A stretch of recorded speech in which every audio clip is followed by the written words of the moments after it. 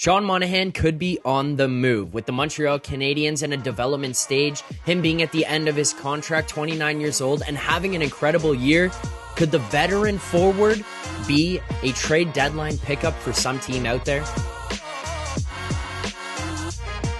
Welcome back to Edgework. I'm Zack Phillips, joined here today by Alex Moretto to break down what's going on with his Montreal Canadiens and more specifically Sean Monahan. As we approach the trade deadline, you start to find out more and more about some of these players who might be on the trade block. Some players that could be demanding a little bit of a higher return than maybe anticipated ahead of time. One of those guys would be Sean Monahan here, 29 years old. He's a UFA at the end of the season, has a $1.985 million cap hit, and he's having a pretty good year for a guy who has had some serious injuries throughout the course of his career, especially leading him to the point where he ends up on the Montreal Canadiens here now.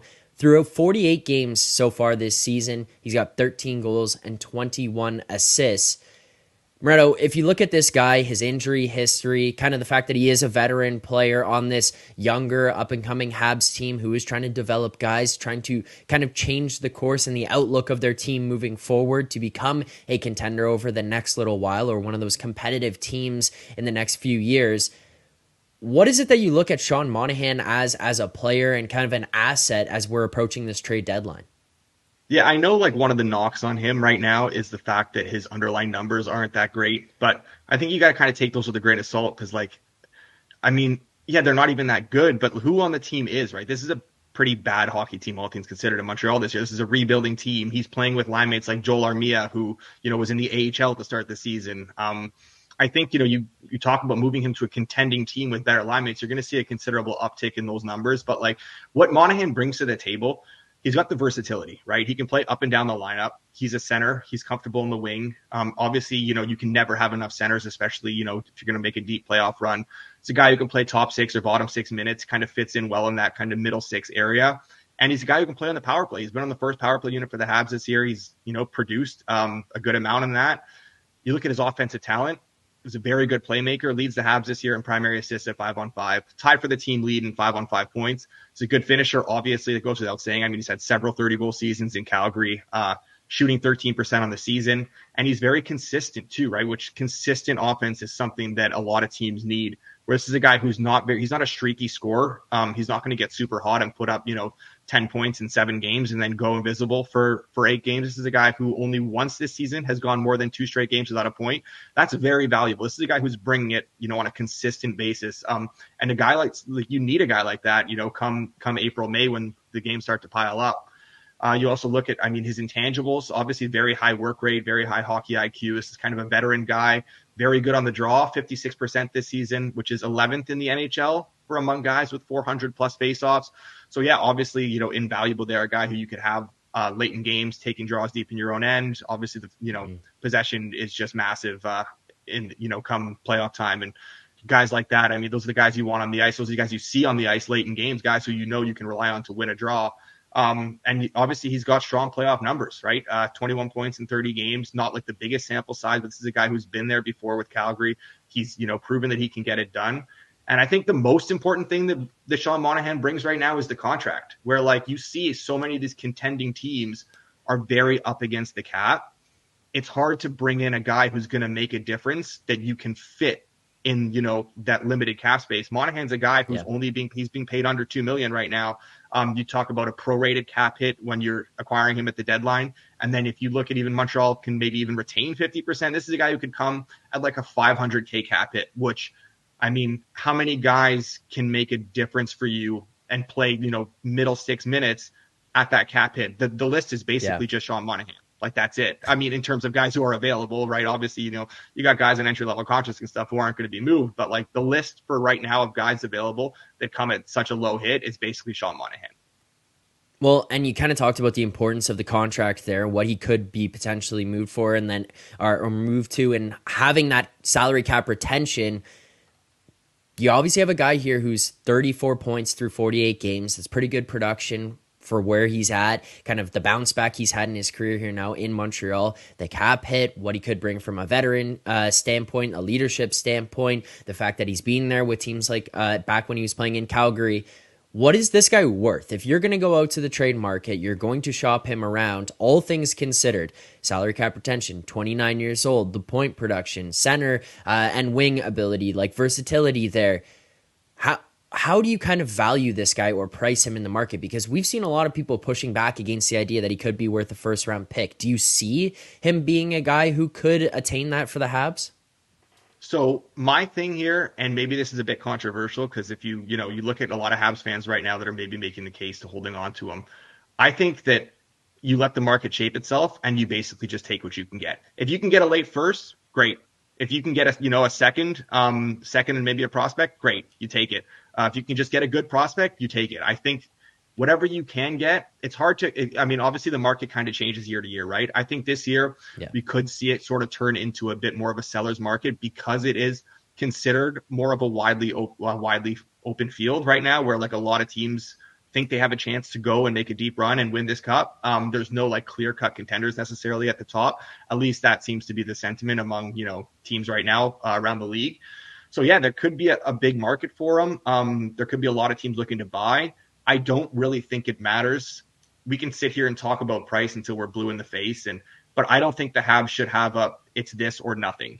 I think you take the best offer you can get for him, and that's it. I mean, you look at the case for holding on to him. Like, he's a good player. Obviously, he's loved in the room. He's emerged as a leader, kind of a veteran presence, and it's nice to have guys like that around in a rebuild. I get that. Those are all valid points, but like the reality is you just can't bring him back. You can't keep him, sorry, I should say, for the rest of the season. It just makes no sense this is a guy you can bring back if you really want to. You can revisit bringing him back at the end of this year, right? He's a UFA. He obviously loves playing in Montreal. He signed there this summer. Team's kind of on the right trajectory. This is a front office who believed in him this offseason. Maybe Monahan comes back and rewards them for that belief, and rewards them for also, hey, you traded me to a contender. There's obviously reports out there that Montreal was kind of part of the condition of bringing him back this past summer was that they would trade him to a contender at the deadline.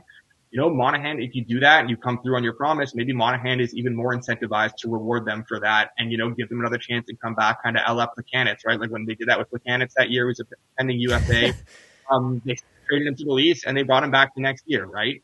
Like, I don't know. It's just, this is a rebuilding team. You need as many assets as possible. Like, I get that, I get that he's a good player, but there's limited opportunities to bring back high picks in this league. And when you have one like this, I think, it's insane to hold on to him and pass up getting a high pick when there's no guarantee you even bring him back this summer, right? Like, I'll never understand the people saying, well, if you don't get a first, you have to keep them. I mean, no, you try for a first, but if you're not getting one, then you take a second. And it's kind of simple as that. I think it's just bad asset management for any team, especially a rebuilding team, to let guys walk for free.